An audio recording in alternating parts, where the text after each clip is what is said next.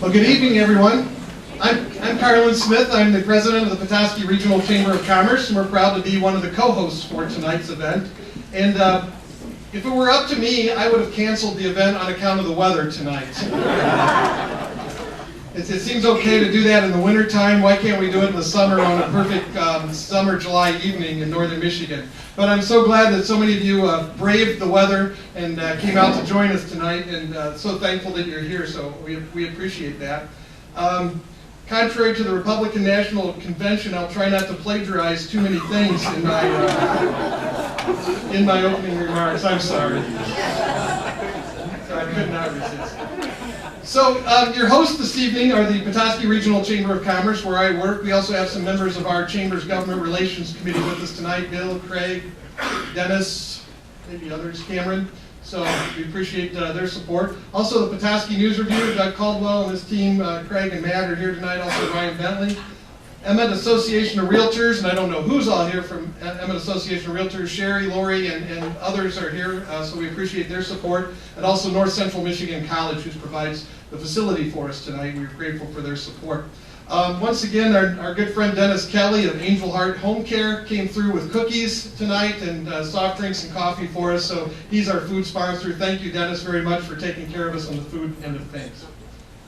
So, you know, in the spirit of trying to do things right, we do print out programs for everybody, and so I got a first proof, made a few corrections, and sent it back, and I only looked at the corrections, but some formatting changes somehow put Tom Casperson out of the list of representatives in there. So Tom is now a write-in candidate. We wrote his name in on all of the forms, so Tom, our apologies for that. And but there is a program. Hopefully you all got one. If not, grab one on your way out.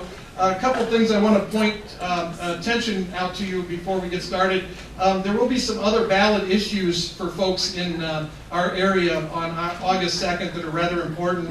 The first one is a county, at the county level, proposal for tax limitation. And this is a renewal at the same level that voters approved 4 years ago, and sets tax limitations at 5.6 for Emmett County, 2.0 for the townships, and 0.2 mils for the Shariam Intermediate School District. So that will be on the ballot for all Emmett County voters. Also, and there's a nice little summary of that on the Emmett County website if anybody wants to get more information. Now, voters in Bear Creek and Resort Townships will consider a request of 0.4 mils for 4 years for the Petoskey District Library. That would give residents of those townships full library services, and of course the library some funding. There is a flyer up there that looks like this that the library provided for us, so if you're interested in learning more about that, it's here. And then if you're a City of Petoskey resident, and this is again only city limits, voters are considering a request for 0.75 mils for 5 years to purchase new firefighting equipment within the city. And there's a flyer on that at that table as well. So if you're interested in any of those races, there's some, those ballot issues, there is information there. Now, not on this program, but a reminder, we have many contested county commission races, and some of those candidates are here tonight, so we're grateful to see your faces again.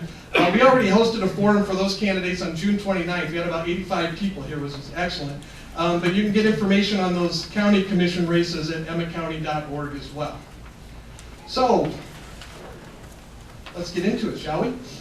So, first let me introduce our panel of questioners, both from the Petoskey News Review. Closest to me is Craig Currier, and next to Craig is Matthew Mikas, and they work with the committees that helped from the 4 partnering hosts to help put the questions together for this, so thank you, gentlemen, and they will be our question askers tonight. Also, Sherry Dudley is here again. She practiced at the county commission race. She did such a good job. We invited her back to be our timekeeper tonight. Sherry is with the First Home Mortgage, and is representing the Emmett Association of Realtors. So thank you. So we invited all candidates who appear on the ballot for the 2 primary races at the state and federal level is what we're keying on tonight. And here's our format. Each candidate will have 2 minutes for an introductory message. Our panelists will take turns asking questions. Candidates will take turns answering the questions on a rotating basis. So everybody gets a chance to go first and everybody gets a chance to go last. We do not have a format for rebuttals. So there are no rebuttals as part of our session tonight. We ask that the candidates only speak during their allotted times and refrain from side comments or interruptions. Each candidate will be allowed up to 90 seconds to answer each question, and our timekeeper will give you a sign when you have 15 seconds remaining, and another, or 30, 15, and when your time is up. At the end of the program, each candidate will have 2 minutes for a closing comment. Now, the questions were carefully drafted by volunteers and staff of the sponsoring organizations. We tried to be as careful as we could to phrase the questions in such a way so they are not leading questions. There is no intention to bring bias to the questions or to try to trap the candidates. We're trying to do this as fairly and openly as we can. Our goal here tonight is to learn the candidates' opinions on relevant issues. As I always like to say, you've heard me say it before, our mission at these events is to shed light, not to create friction, right? So because of that, no questions from the audience. And we do welcome your applause. If you like something a candidate says, you're more than welcome to applaud and support that answer. But we discourage jeering, shout-outs, and that kind of thing. When you do applause for the candidates, remember they're on a time limit, so you might want to, be courteous. They may not want you to applaud too long. I'm sure they love it, but not too much, right? So. We'll start tonight with candidates for Michigan's first U.S. Congressional District. Of course, our current sitting Congressman, Dan Benishek, is not seeking re-election, and so we have 3 Republicans vying for that seat and 2 Democrats. Now, Jason Allen, Republican of Traverse City, not able to attend tonight. I'm just going to say up front, apparently we had as a cool hand Luke that said, we had a failure to communicate, and somehow they didn't get our invitation or didn't hear about it in a timely manner and already scheduled something. And I don't know if it was our fault, it was their fault, so I won't point fingers or take blame. But in fairness, we did offer Jason a chance to do a closing comment, and it's in a written format back on that table if anybody would like to read that. So generally we wouldn't do that if a candidate doesn't show, we just don't represent them. However, it could have been our fault, so we offered that in fairness. The other candidates that are here tonight for the U.S. First Congressional District are Lieutenant General Jack Bergman of Waters, Michigan, and Senator Tom Casperson of Escanaba. We also have on the Democratic side General Jerry Cannon and Lon Johnson. Jerry from Fife Lake, Lon from Kalkaska. And with that, I think we are ready to begin, right? So we'll start, Mr. Johnson, with you, and 2 minutes opening comments, if you wish, and the microphone's right there. Well, thank you. You probably need to click it on. Very bottom, maybe? There you go. Hello? Yep. Great. Well, thank you. I want to thank the Chamber, I want to thank the college for having us here, and I want to thank each of you for giving up a terrific night to come here and to learn more about these candidates and the races here. Like you, I was raised to work hard, to play by the rules, and to never give up. Those are the lessons and values I learned from a family with 5 generations of Northern Michigan history. Those lessons saw me through a life of work. I was one of the first in my family to graduate from college. I was in Iraq as a civilian in 2005. I came home in 2006 to invest in and grow U.S. manufacturing businesses. I want to take those values to Congress to do 3 things. 1, we need a better government. We need a government that's every bit as honest and hardworking as the people who pay for it, and that's us. 2, we need to keep Northern Michigan both beautiful and profitable. We can strike that balance. And 3rd, we need to create a place where our families can stay and succeed. We're losing too many of our children and our grandchildren to downstate and out of state for education and job opportunities. We can change that if we invest in and protect our best assets, our people, our land, and our Great Lakes. You know, in Northern Michigan, we've always led the world. We led the world in international trade, fur trade. Then we led the world in mining, copper and iron ore. Then we led the world in lumber. We built the American West. It's time for us to lead again, but it takes a member of Congress that's going to look 10, 20, and 30 years ahead and work with the community to build that place. My name is Lon Johnson, and I'm seeking to do that with you. Thank you.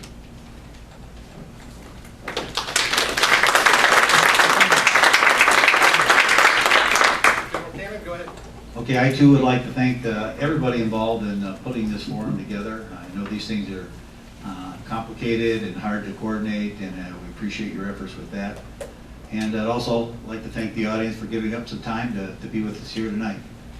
There are some important issues, some comparing and contrasting the candidates, and I appreciate the opportunity to be before you and talk about those things. Contrary to what you might have heard, I am definitely in this race. Anything to the contrary would be absolutely a mistake. Some people would have suggested that I would have, because I had an accident back in December, that I was going to quit, that I couldn't compete. I never quit anything. And so I would definitely not quit on the people of Northern Michigan. So by way of reintroduction, my wife Liz and I have been married for 46 years. We've lived in Kalkaska for 40 years. We've lived, worked, educated, raised our children in Kalkaska.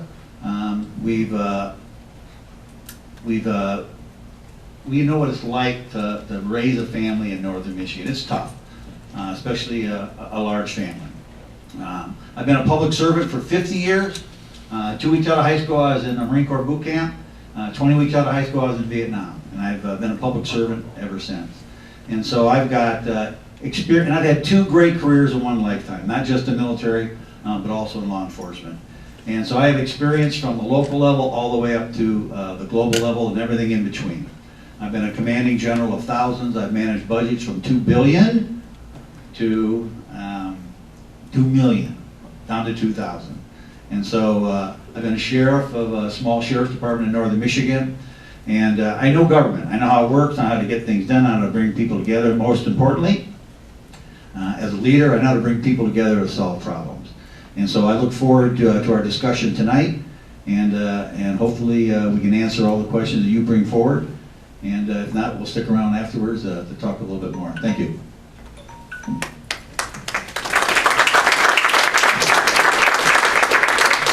Senator Casperson, 2 minutes. Thank you. Good evening, everyone. And I too want to thank everybody involved for putting this on, and certainly thank all of you for taking your time to come out and hear what we have to say tonight.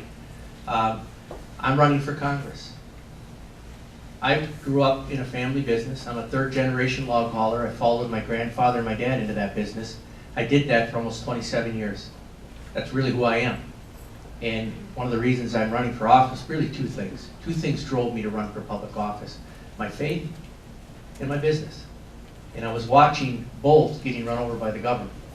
And I can tell you, being in small business and trying to make ends meet and meet payroll and make things happen, it become tougher and tougher, because the government seemed to think I was a flowing well and they could just take any time they wanted from me, and they could regulate me anytime they wanted.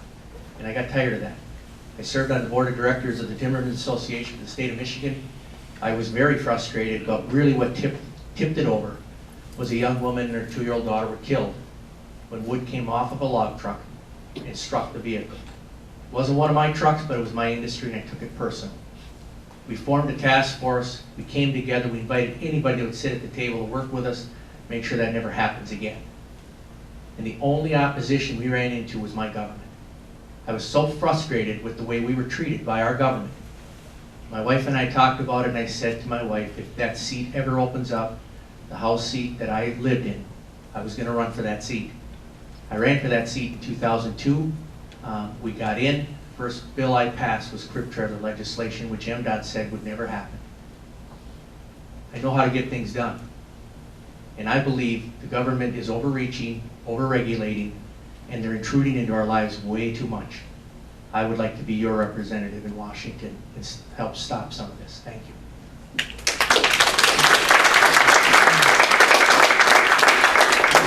And General Bergman, go ahead, 2 minutes. Good evening, ladies and gentlemen. Carlin and everybody else who put this together, thank you. What a great forum, and thank you for being here tonight. Because I've seen these guys many times in the last few weeks, because we're doing this to inform the voters. The crowd here tonight says there are people who are interested, so thank you. I'd like to introduce you to the most important person in the room to me. In the back row is my wife, Cindy. And why that's important is because 20 years ago, we made a decision. She always gets the applause, as she should. But we made a decision 20 years ago as to where we were going to set our final routes. By the way, we planned to live a long time. And we decided on the Upper Peninsula. My dad's family came there in the 1880s, but my dad left there by the mid-1920s because there was no work. There still isn't a whole lot of work in the Western UP. But we are there because we want to be there. As a Marine general, I'm a serious guy. As a Northwest Airlines pilot, I might have flown some of you. I'm a serious guy. And as a medical equipment business owner, small business owner long-term, I believe that number one criteria is welfare of the patient. So if you're looking for someone who has had 3 successful and very serious careers, who is used to doing hard tasks, accomplishing what formerly probably wasn't thought could be accomplished with different groups of people, and has lived and worked in Washington, D.C. recently, 2003 to 2009, and know really how it works there, I would suggest to you your serious consideration on 2nd of August. So thank you very much.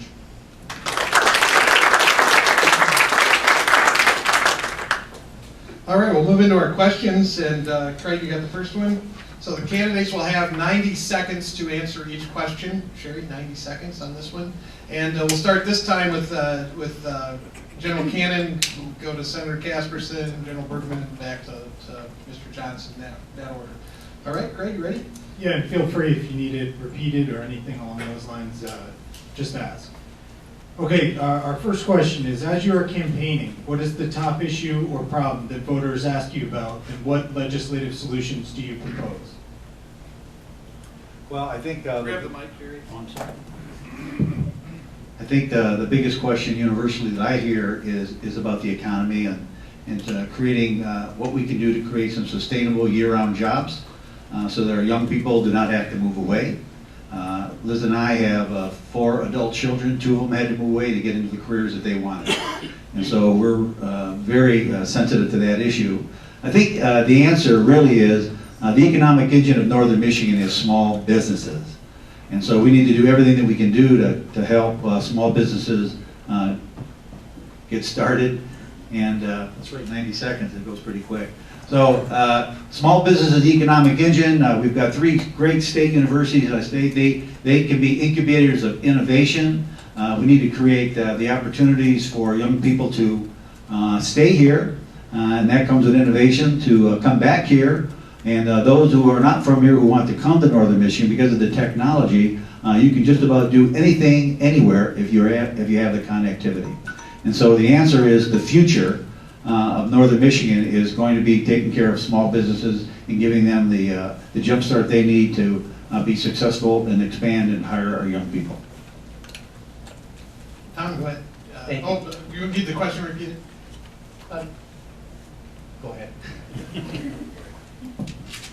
As you are campaigning, what is the top issue or problem that voters ask you about, and what legislative solutions do you propose?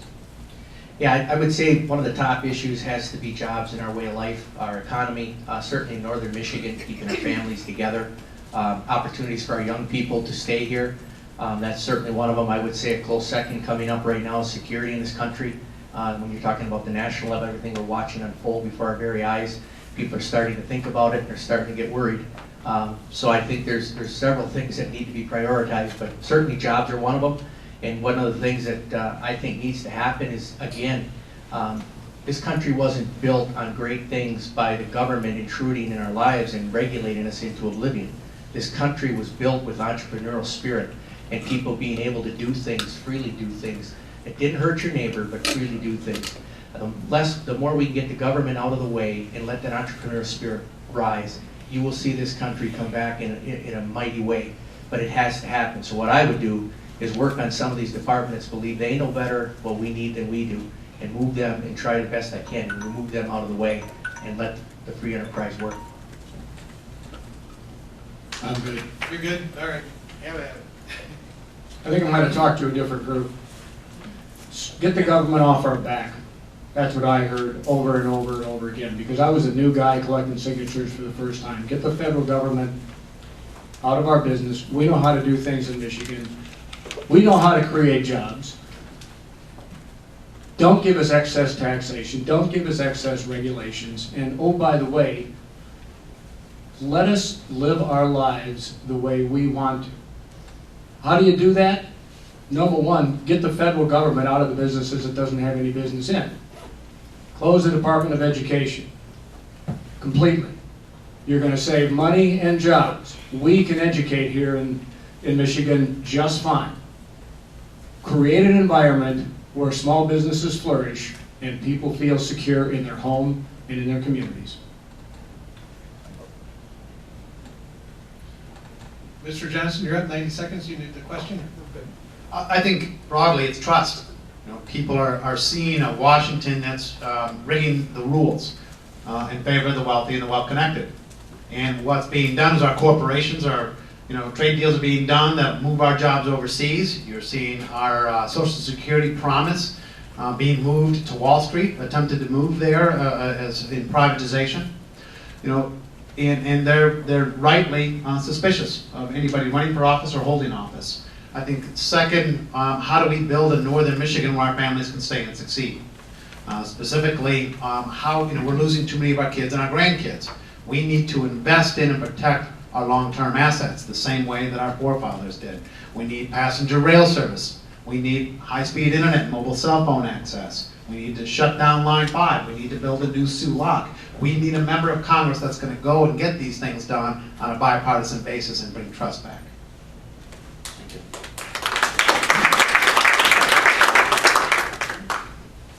We went full circle, right? All right. Senator Casperson, you'll lead off this time. And Matthew, you got the question? Yes. Okay, so assuming you are elected, how will you know that you have been successful after your 2-year term? How do you define success in this job? I would define success in the ability to communicate, number one, with your constituents, and number two, with your colleagues. And I've found that as I've experienced on the state level. If you go in thinking you're going to kick doors down, you're going to take names and solve all the problems, you're kidding yourself and you're not being honest to the folks. But success is when you can build up a trust and a relationship with your colleagues, and when you can meet with your people and you can be honest with them. And that doesn't mean I have to agree with you on everything or you have to agree with me on everything. When you build that kind of trust up and you get people communicating together, that's successful. Just like I did in the Senate district, working in a bipartisan way, we've accomplished things and we've gotten things done in a bipartisan way because we trusted each other and we worked together on the issues we agree with. That's success, and that's what I would shoot for running for Congress.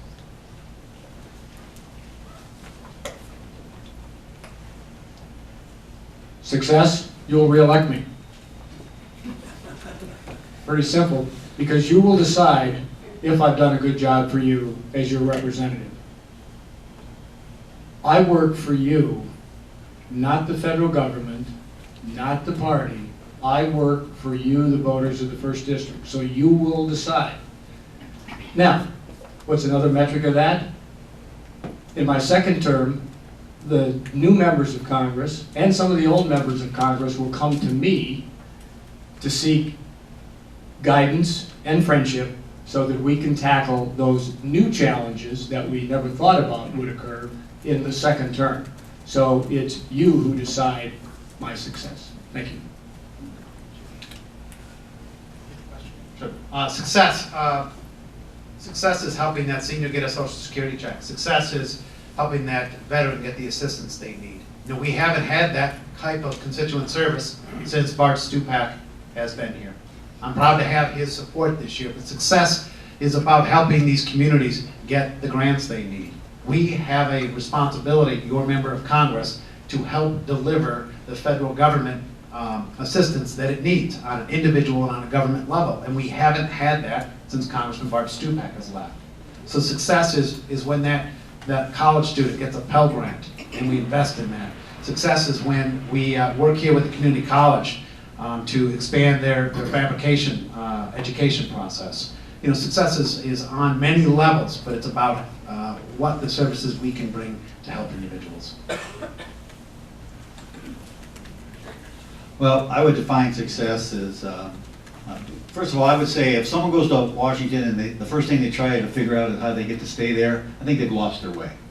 And I think you've all heard the stories about you got to go there and spend 3 or 4, 5, 6 hours a day just raising money. That's not the point. I think if you do your job and represent the best interests of the people of Northern Michigan first and foremost, and you do what you think is right, not based on polls or anything like that, if the people like what you've done, they'll keep you, and if you haven't done your job well and they don't like what you've done, they let you go. And so it's about that simple. But I think you got to build relationships. I think if there isn't one already, I think we need to have a rural caucus, because I think there's great inequities in living in rural Michigan. Obviously, leadership, bringing leadership skills to the table is one way to be successful. I think there's a lack of leadership in Washington. Constituent service, certainly important. And having a strong voice for our veterans. The biggest problem with the VA is we don't have enough combat veterans in Congress to stand up to the bureaucrats and tell them that we need to take care of these people who have done everything that our country has asked them to do. Thank you. All right, thank you, candidates. General Bergman, you get to go first this time. And Craig, I think you get to ask the question. Our third question, how should the United States respond to the ever-evolving threat of terrorism and ISIS? Realistically, for the last 8 years, we have had an administration that hoped was a course of action. We didn't have the national security strategy that we could build our military around, that we could build our coalitions around, both on our borders and worldwide.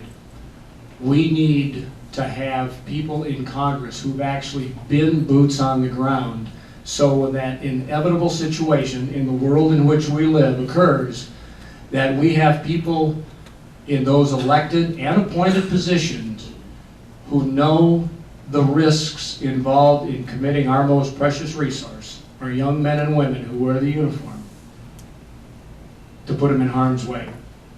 We as Americans make 3 major mistakes. I only got 15 seconds, so I'll get right to the bottom. We think everybody in the world loves us. Guess what, folks? They don't. And I'll go to you, Mr. Johnson. Sure. As someone who was in Iraq in 2005, as a civilian, I saw firsthand the real threat posed by terrorism, Al-Qaeda, or whatever name it took at that point. But ISIS is a very real threat. We have to be, number one, we have to be tough, but we have to be smart. We have to increase our intelligence capabilities to understand where these folks are getting, how they're being funded, how are they recruiting. And then second, we have to give our military the tools to shut them down. I believe also that we have to engage Middle Eastern countries. We need a Middle Eastern NATO, if you will. You know, these folks are, these are terrorists that are being recruited in their home in the Middle East. And until those nations care, it's going to be tough for us to gain any traction. We need to engage the Middle Eastern countries so that they seek to stop it themselves. Could you repeat the question again? Sure. How should the United States respond to the ever-evolving threat of terrorism and ISIS? Okay, I think the first important issue is that we got to make sure that everybody assumes their rightful role, and the rightful role for international relations. If ISIS was a country, we'd certainly do all the diplomatic things that we'd be expected to do. Assuming that the State Department has all the resources that they need to be engaged. The issue in the Middle East, it really has to be a coalition. The United States can't take on all these things by itself, and I agree with General Bergman that the last thing we want to do is put American troops on the ground without the support of the host nation or the surrounding nations. We can't want to solve this problem more than anybody else. And I know it's an international problem, and so we need to make sure that on the homeland that we've got our law enforcement agencies have the resources they need to do to keep us safe and secure in our day-to-day lives. But we need to, the biggest thing I want to end with is we need to stop reducing the strength of our military in uniform. We've got a lot of contractors, and we've got a lot of things that we certainly could be cutting rather than reducing the number of troops that we have in uniform. They're our front line of defense. We need to make sure that we support them in every possible way. Thank you. And Senator. Could you repeat it? How should the United States respond to the ever-evolving threat of terrorism and ISIS? Thank you for the question. Well, first of all, I've learned in this business, you cannot be an expert on all things. You just can't. So that means you have to depend and rely on people that you trust.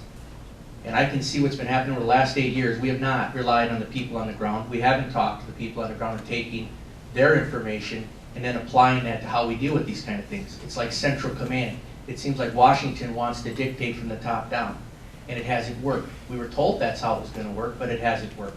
We were going to be the best friends to everybody in the world, according to our last president.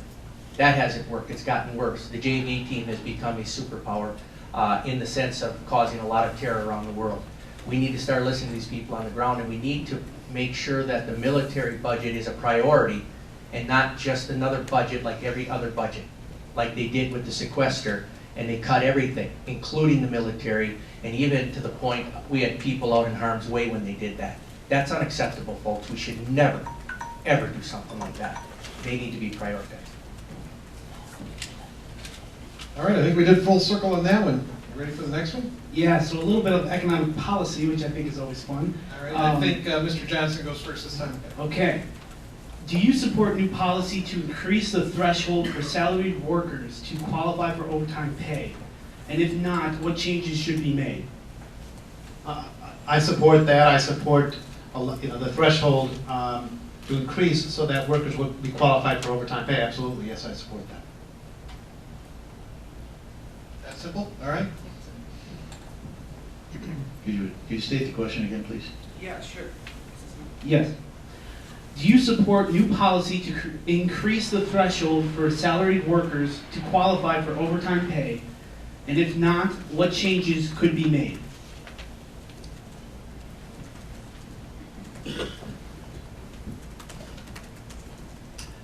Well, yeah, I think I could support that. I think I could. And obviously, that's going to include, it's going to increase the amount of take-home pay or overtime pay for a larger number of people. Obviously, there's certainly going to be some implications to that, and I'm sure business will adjust or adapt accordingly. But the idea of being a salaried employee and working the number of hours that people have had to work without being compensated for it is patently unfair. And so increasing that threshold would be something that I could support. Thank you. Question again? Yeah, no, I got it. Okay. Yeah, that's something I would not support. This is a clear example of watching Washington start dictating to the ground level, to where the activity's at. Washington knows better than we do. That's something that should be worked out between the employer and employee. That's where that belongs. And here's Washington coming up with an idea that they're going to dictate to us from Washington and tell everybody how it's going to be. Where has that ever made this country great? Let the free entrepreneurial spirit rise. And that is not going to do it, folks. That's intervention by the federal government, and it's not going to work.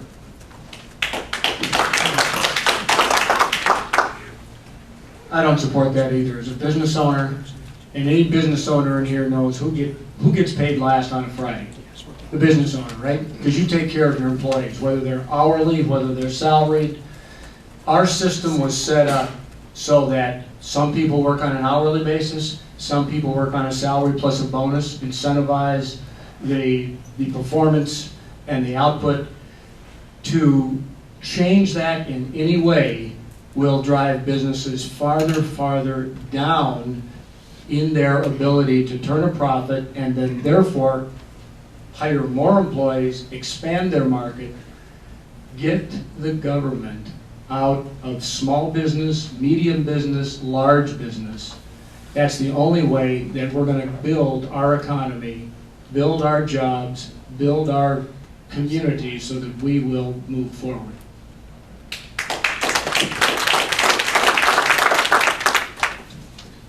All right, General Cannon, I think you get the first one this time. 90 seconds again, and Craig, your question, please. Yeah. Jerry, please tell the audience about one key piece of legislation you'd push in your first term in office. One key piece of legislation that I would push. Well, everything is so intertwined, it's difficult to say that any one thing is more important than the other. I think the big problems are national debt, $19 trillion. We all know if you have a mortgage, whatever the mortgage is, it's not, you don't pay that back, you pay that plus interest. So I think the debt is a big issue. Sequestration is a big problem, no way to run a government. Campaign finance reform is a big problem. But I think my priorities would, again, be pushing to address the inequities of living in rural Michigan, veterans and seniors, making sure that they are provided the safeguards and the peace of mind to live comfortably in their current situation. And I think anything in the area of developing the economy and rural education and obviously protecting the environment. So to answer any one of those, I guess my biggest objective would be to try to work on veterans and senior issues to make life better for those folks.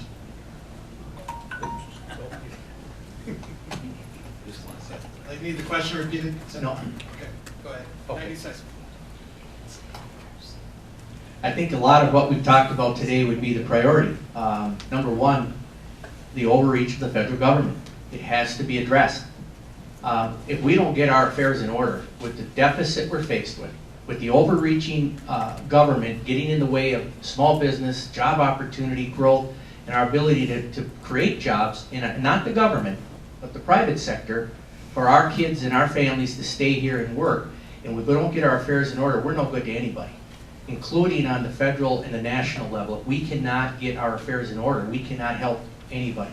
That's why I've been saying on this campaign trail, it's time to put America first, and I don't mean that in a selfish way. What I mean by that is we have to take care of our own affairs first before we can really be strong again and help others. We have to take care of our own business. And if we don't deal with this debt, we're never going to be good to anybody, because we're going down as well if we don't solve that problem. We have to do it. And the regulatory and the overburden of the government is causing a lot of this problem. We have to deal with it immediately.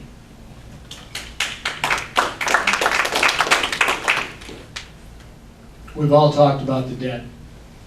This country needs a balanced budget amendment to force those who won't do it to do it.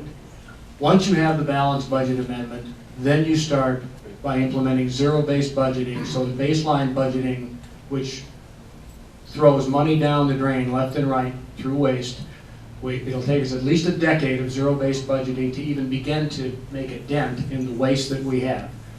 And lastly, among all of that, using the power of the purse that Congress has, my number one piece of any type of legislation that involves around the veterans. Michigan is rated bottom of all the states in what it provides for the veterans. We have a higher than average percentage of veterans in our state. We have a higher percentage of veterans in our district than the rest of the state. We need to take care and do our right thing for the veterans.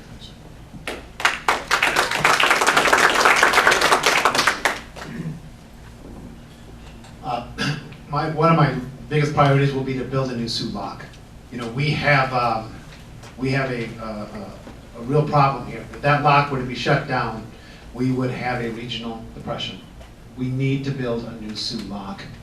That would be one of my biggest priorities. Second, it would be to stop this TPP trade deal that's coming down the pike that's threatening our jobs from being shipped overseas. And third, protecting the promise of Social Security. There's going to be a real run at our Social Security and Medicare to privatize, to move it to Wall Street. That's a promise we made to seniors, and we have to keep it. Thank you.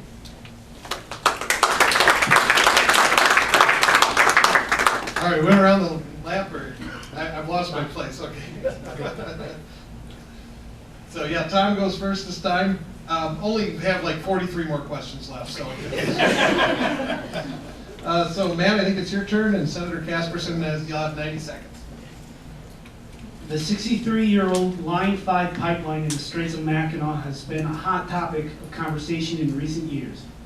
Please share how you would address this issue from Congress.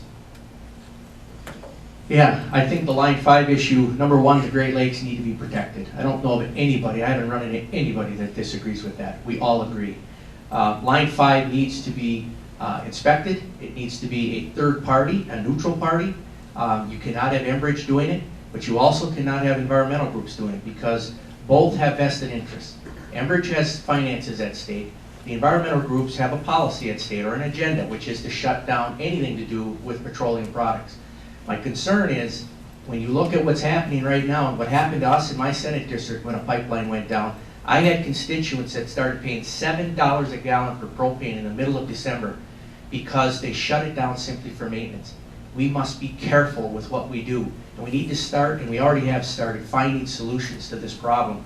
But it needs to be an independent audit, and if there's a problem, it needs to be shut down, and we need to find solutions quickly, because our citizens cannot afford the consequences of what would happen if we just simply shut it down and walk away. We can't do that.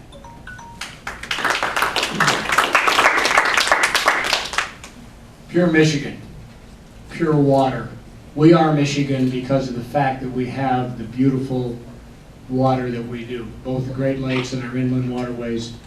Anything that would jeopardize that has to be taken care of immediately through foresight, not through reaction after the fact. So those people in charge, whether it's Enbridge, whether it's the state, whether whoever's got a dog in this fight, if they're not sitting down at a table and assessing the risk to our state, to our citizens, to our economy, by dilly-dallying around, then they're not doing their job. Make a decision, get it right, and maximize the positive and minimize the downside. Thank you.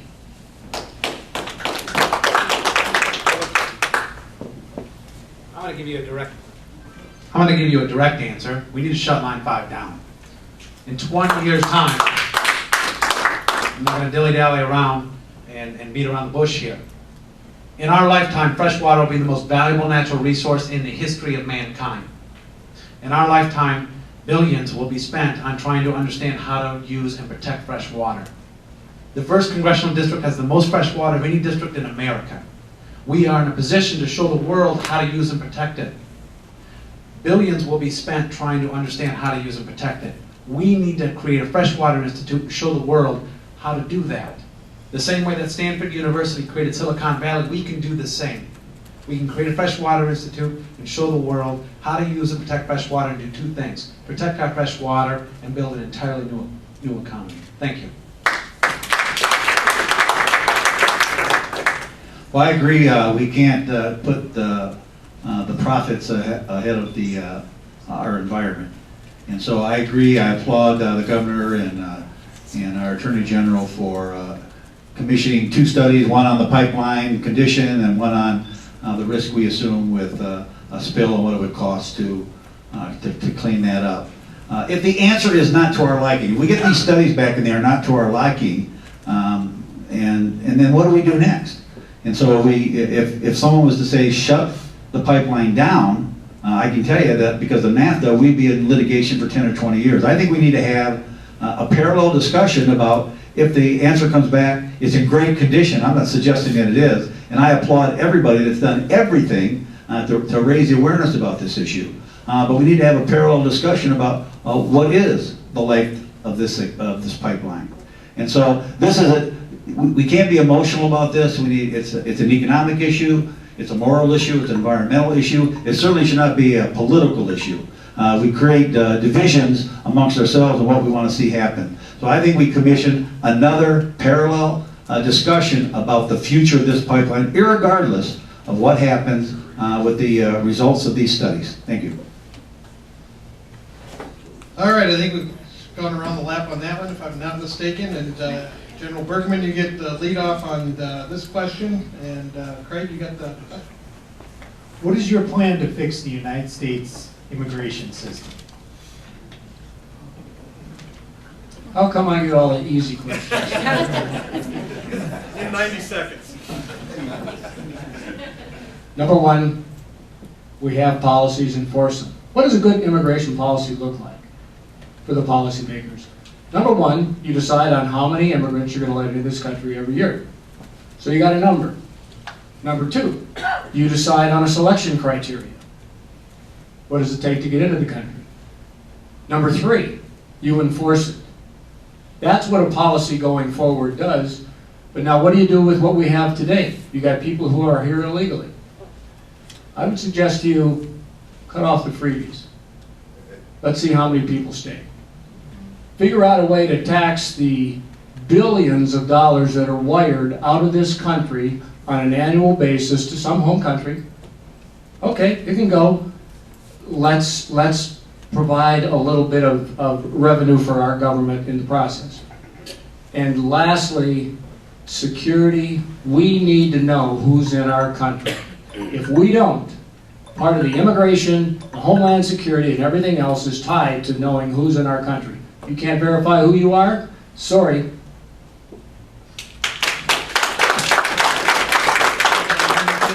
Sure, three things. One, we need to enforce the law. We have to increase our funding for the Border Patrol, and we have to give them greater authority.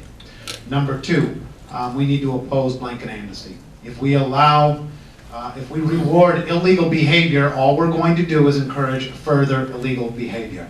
And third, we need to be concerned about the visas. It's the visas that also create an additional security threat to our nation. We have terrorists who are coming here and seeking to overstay their visa. We have over 1 million individuals, over 1 million in this country that have overstayed their visas that we cannot account for.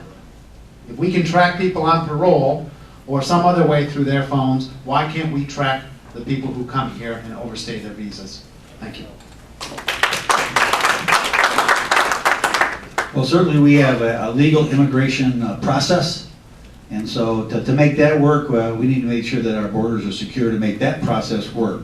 And then when you talk about the 11 million plus illegal immigrants that are in the country, we need to streamline the process. First of all, we need to identify them. And it's going to cost a fortune to process them through the process that we have now. But if we could streamline that process, we could probably do that a little bit quicker and make sure that those that want to be here, the whole idea that what a great problem to have. People want to come to this country because of the great opportunities that it provides. So we need to streamline the process on the 11 million plus that are here illegally. And I agree that we need to support the training and the equipping and the funding and the deploying of our Border Patrol so they can do what we would expect them to do. Thank you. Yeah, you know, folks, we have the technology today. I've got it in my back pocket. I have a card and I can go into an ATM machine and I can withdraw money out of my account, just like that. That quick, they can identify who I am, that card tells me who I am, and that card lets me take money out. And yet we keep hearing from the federal government, they haven't come up with a way yet to try and really track people, and they're struggling to do that. We have sanctuary cities. Our federal government will cut off funding for our schools if they try to manage the kids and the way they educate our kids locally, because Washington doesn't agree with our local educational system. So they'll cut funding from us, yet they won't cut funding from these cities that have sanctuary cities that allow for the breaking of our laws. We either are a nation of laws or we're not, and we have to enforce those laws. We can't talk about new laws until we make sure we enforce the ones we have. And once we do that, I think you will see a turnaround. But those borders have to be secured, and we need to support anything we can to support securing those borders.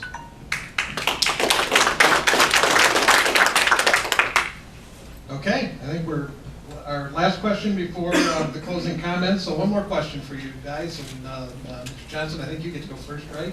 If I'm keeping track correctly. Thanks for keeping track for me. Craig, or Matt? As a congressman, what would you do to facilitate better relationships between police and the communities that they serve? Well, you know, I heard it last night, and I believe it. Blue lives matter. Respect of law matters. But also, we have to increase communication. We have to create a situation where common decency and communication can take place. The problem we have right now is we have social media that is capturing very real problems in our society, and it's giving a glimpse to individuals that we don't know the whole story. And then it is putting pressure upon our police forces to adapt. And we have to be very careful not to overreach. We have to have a police force that has the ability to protect the individual, but at the same time respects the individual's rights. I think bottom line, it starts with respect for the rule of law, and it starts with common decency and communication. You need the question, Jerry? No, I got it. Okay. I got it. Well, having been a police officer since 1970, I have a great sense of understanding of this issue. And obviously things are different today than they were in 1970, and we've come a long way, but not nearly far enough. The first issue is, what do we expect our police to do? And in one sense, we want them obviously to be law enforcement officers, but we also find that they're doing many, many, many other things. And obviously in today's environment, with all the security concerns that we have and safety concerns, we want our police to be guardians, but we also want them to be warriors on a moment's notice. So I think the hard part of this is that, and I grew up in an urban area, I grew up in a mixed community, I worked as a police officer walking the beat in an urban area. And the first thing we got to do is make sure we're selecting the right people to be police officers. And the second is there's a culture, and we had to have these frank discussions both ways about what the expectation of the police are. And if you're not from a mixed community, that might be difficult. So these are difficult, hard, frank discussions to have, and we need to have them the sooner the better. And finally, we need to support our police. We're asking them to do so many different things. And I can tell you in my case in Kalkaska County, when I was sheriff, the current sheriff is operating with half as many people. And it's difficult. In Michigan, we are down 4,000 police officers. We're asking people to do too much, take on too much risk, too much pressure. And there's got to be a better solution if that's going to be our priority. Thank you. Senator, you're up. Sure. I think this starts at the top. We need different leadership. Our leadership should not be talking the way they're talking. And what I mean by that is there is no excuse for sitting in a building with a rifle and being a sniper shooting innocent people to make your point. What has happened to us that we could even accept something like that? What is going on that we think somehow there's some type of an excuse for that? We need leaders that step up and say, support our police officers, period. No but after it, period. We support our police officers because they're the only line of defense we've got left between unlawlessness, and we talked about that earlier. We are a nation of laws. They're the ones that are helping us make sure we maintain those laws, and I think we need leadership to start stepping up. They can change the narrative of what's happening right now, simply standing up for our police officers with no buts involved. You defend our police officers.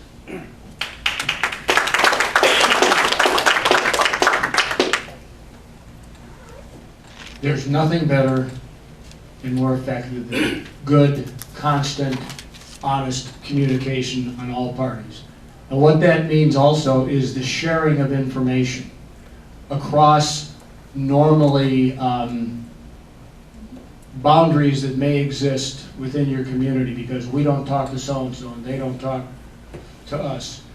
Until the community steps up, the community leaders, those elected and appointed officials, and those business owners and those family members, and work hand in hand with the police to start at the basic neighborhood level and work it all the way up through the county level, state level, whatever you want to do. But it takes the basics at home in the community of mutual support for the rule of law.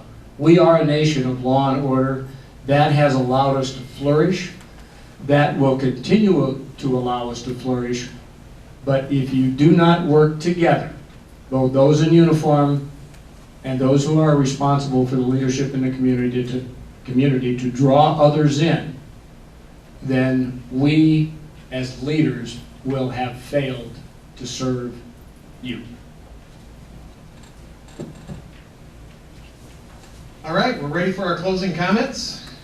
And this time, Sherry, we're back to 2 minutes.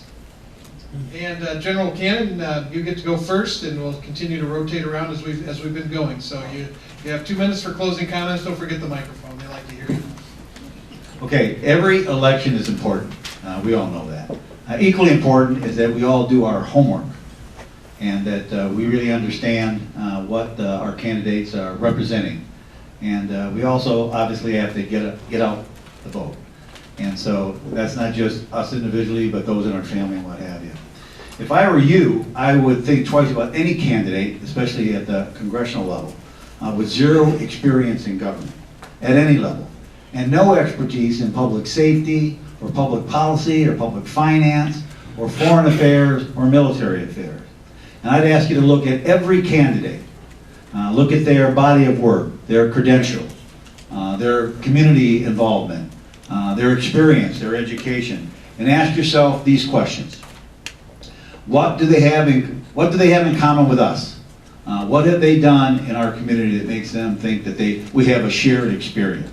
What have they done for others? Do they share our values? Do they have real world experience? And most importantly, can they make realistic and sensible decisions at the national level? I can, I have, and I will. My name is Jerry Cannon. I am a leader and I am a public servant. And I ask for your vote on August 2nd. I've been here, I am here, and I will be here after this election. Thank you. Senator Casperson, 2 minutes. Thank you. Thank you again for putting this event on, and thanks to everybody that came out, took the time to listen to us.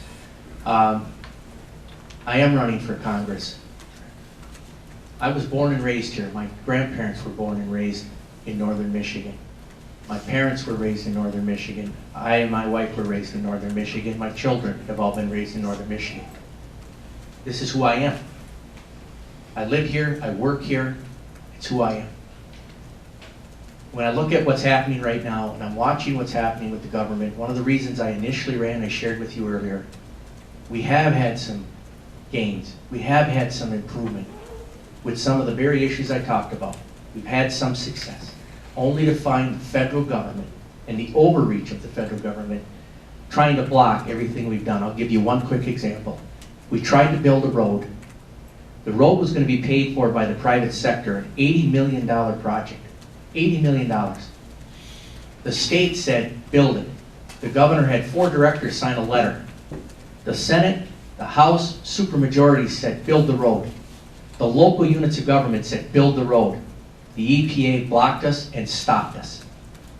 I sat in a room like this with people in my constituents, and they pointed their finger at me, Senator at the time, Senator Levin, and Senator Stabenow, and said, what are you going to do about this? This is unacceptable what our government's doing to us. I can tell you what I did. We started working behind the scenes. We formed a lawsuit. We raised money, and with Clark Hill's help out of Grand Rapids, we went after the EPA. The judge didn't go along with us. I didn't stop there, and we didn't stop there. We now have the Pacific Legal Foundation has picked our case up because they believe what the EPA did was so egregious, it needs to be taken care of. So I don't just quit when I'm told there's nothing else we can do, and I won't do that in Washington. With your help, we can go to Washington and make them listen. And I need your vote on August 2nd. Thank you very much.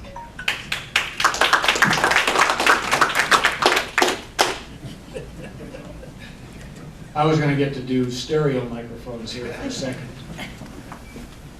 Ladies and gentlemen, this country was formed by people who stood up against tyranny. They stood up when the odds said there's no way you're going to succeed. We have stood up. Our grandparents stood up in World War I. They persevered through the Great Depression, only to be faced with World War II. Our parents and our grandparents gave us something that they fought for because they knew it was the right thing to do. If we, as the leading edge of the baby boomers here, in most cases, as I look around the room, don't stand up for what we know is right, take a stand that doesn't benefit us as individuals, but benefits the country as a whole, our grandkids are going to have a place that they can look back on and say, you know what?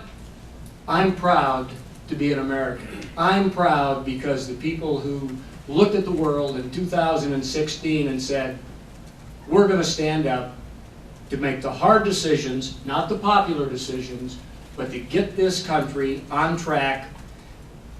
On August 2nd, the voters of the 1st District have a choice. You can vote for someone who has spent a career in politics.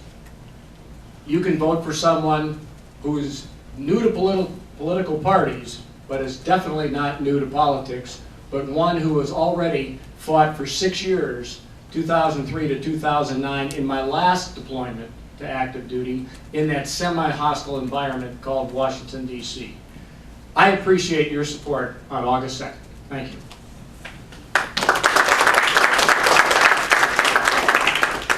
You know, I came home to northern Michigan, a place where 4 generations of my family before me had lived. I came here because our values, thankfully, don't change. Working hard, playing by the rules, never giving up. Those values, unfortunately, can't be found in Washington. Those values Washington has changed. And the results of those changes are disastrous. They're shipping our jobs overseas. They're coming after your Social Security. They're not investing in our young people. We have it within our power to change that. And we do that by investing in and protecting our greatest assets, our people, our land, and our Great Lakes. These are not government giveaways. They are investments. We have led the world here in northern Michigan. Again, we led in international trade, fur trade. Then we led in mining, in copper and iron ore. Then we led in lumber. We have the same assets. We still have beautiful land. We still have the Great Lakes. We still have terrific people. But we need a member of Congress that's going to work and look ahead 5, 10, 15 years ahead and see what needs to be done and move to make the investments to invest and protect those assets to build that northern Michigan again. Thank you. Join me in thanking the candidates for being here, thanking for putting themselves on the line.